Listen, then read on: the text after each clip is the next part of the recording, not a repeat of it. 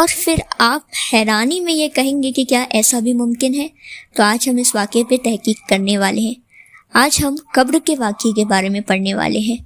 اکثر ہم سنتے ہیں کہ اگر کسی کی وفات ہو جائے تو اس شخص کو ایسی جگہ دفنانا چاہیے جہاں پہلے سے ہی کوئی ایسا بہترین شخص دفن ہو جو اس دنیا والآخرت میں بہت نیکیاں کما چکا ہو۔ لیکن ایسا کیوں کہتے ہیں ہم؟ آج ہم اسی پہ روشنی ڈالیں گے۔ حدیث سے بھی اور روایتوں سے بھی یہ چیز صاف ہے کہ اگر کوئی وفات پالے تو اسے کسی اچھے اور نیک انسان کے پاس ہی دفنانا چاہیے۔ بھلا ایسا کیوں؟ تو آج ہم اس واقعے سے سمجھنے والے ہیں۔ یہ واقعہ جتنا خوفناک ہے اتنا ہی یہ واقعہ خطرناک بھی ہے۔ تو آئیے آج اس واقعے پہ ہم نظر ڈالتے ہیں۔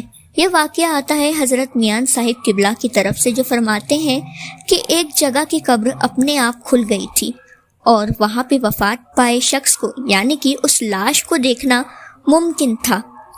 اور جب اس لاش کو دیکھا گیا تو آس پاس والے حیرت میں آ گئے یہ دیکھ کر کہ وہ لاش جو تھی وہ پوری طریقے سے جکڑی ہوئی تھی، وہ بھی گلاب کی کلیوں سے، اور اس لاش کی ناک سے 2 ٹھوک گلاب نکلتے ہوئے نظر آ رہے تھے۔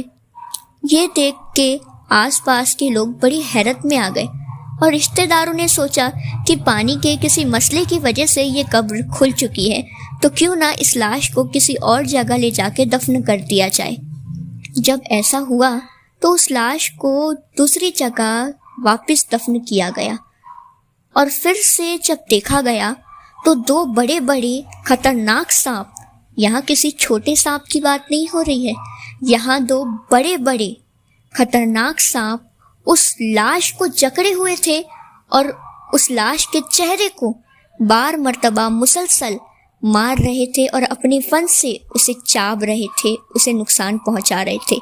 یہ دیکھ کے مسئلہ بڑا حیرت کا ہوا اور پھر کسی حکیم کے پاس یہ مسئلہ لے کے جایا گیا۔ تب معلوم چلا کہ پہلے جس جگہ پہ اس شخص کو دفنایا گیا تھا وہ جگہ اللہ کے ایک ولی کی تھی، جس جگہ بہت ساری رحمتیں برستی تھیں، جہاں پہ عذاب بھی رحمت میں تبدیل ہو کے آ جایا کرتا تھا۔ اس واقعے سے اس چیز کی عقل آتی ہے کہ اگر کوئی بھی شخص ہمارے پاس وفات پا چکا ہو یا ہمارے قریب وفات پا چکا ہو تو اس شخص کو کسی ایسے شخص کے پاس دفنانا چاہیے جو کہ بے حد صالحین ہو، یعنی ان میں سے ہو جو کہ حق پہ تھے اور ہمیشہ سچائی کے ساتھ تھے اور اسلام میں تھے۔